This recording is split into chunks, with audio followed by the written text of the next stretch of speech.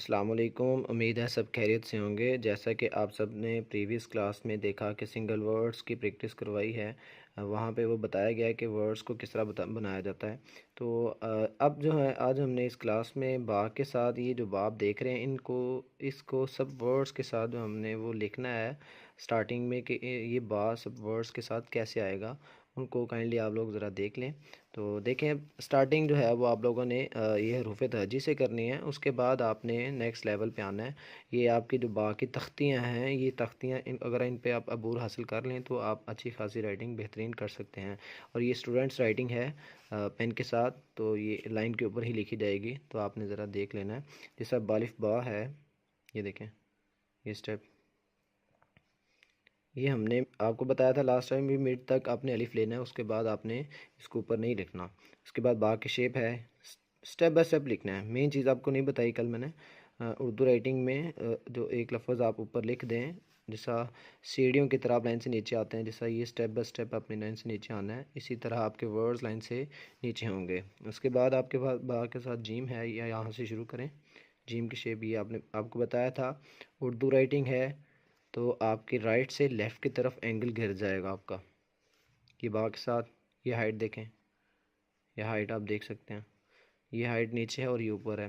रे के साथ वर्ड्स जो छोटे हैं उनको छोटा और जो बड़े हैं उनको बड़ा ही बनाना है।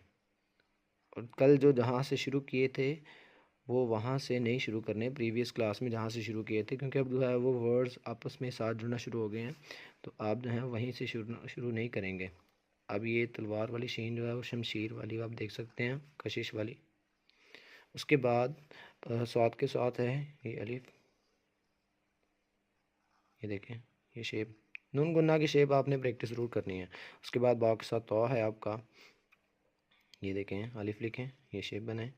और तो की शेप आपको बताई थी सिंपल में, ये लें। नेक्स्ट वर्ड आपका आपके बा के साथ फे है, ये आप देखें, ये शेप फे का सिरा अब सिंगल हो गया। लास्ट में हमने सीखा था कि इसका सिरा जो है एल बनाने के बाद ये साथ जोड़ें, तो इसके नीचे से आपने ये शेप बनानी है। तो अब जो है वो सिरा चेंज हो गया है, वो फिल हो गया नीचे, आप देख सकते हैं। काफ भी इसी तरह नहीं है, अब चेंज हो जाएगा, ये देखें। बा के साथ आइन है, ये देखें, यहाँ से आपने ये शेप बनाई, उसके बाद यहाँ से ये जीम की शेप बना दें आप, ये लें। नेक्स्ट आपका वर्ड है बा के साथ कॉफ, ये देखें। बा के साथ आप लाम लिख लें, ये देखें, इतनी हाइट नहीं उठाई। बा के साथ मीम लिखें, ये शेप देखें, मीम जो आपने अकेला लिखा था। उसके बाद बे के साथ नून, जो नून गुन्ना अकेला लिखा था उसी के साथ। नेक्स्ट वर्ड आपका बा के साथ वाव, ये देखें, ये शेप। उसके बाद बा के साथ है, बा के साथ बड़ी है। अब ये देखें, ये शेप छोटी है, ये रहा। उसके बाद बड़ी है, अलिफ लिखें और यहाँ से जो आपने बड़ी कल लिखी थी वो शेप लिख दें, ये लें। उसके बाद जो है की बानी हमने लिखी थी, है की बानी वर्ड्स के साथ, अब ये देखें, ये शेप बनाएं, यहाँ पे ये दाल की शेप बनाएं, उसके बाद ये स्वाद शेप बना दें। ये स्टूडेंट्स राइटिंग है। तो ये कैलीग्राफी जो होती है वो मार्कर से होती है, कट वाले मार्कर से, कलम से।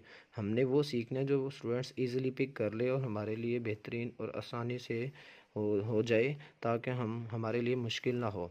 स्टूडेंट्स इनको आसानी से देख सकें और लिख भी सकें और पेपर में स्पीड भी बना सकें।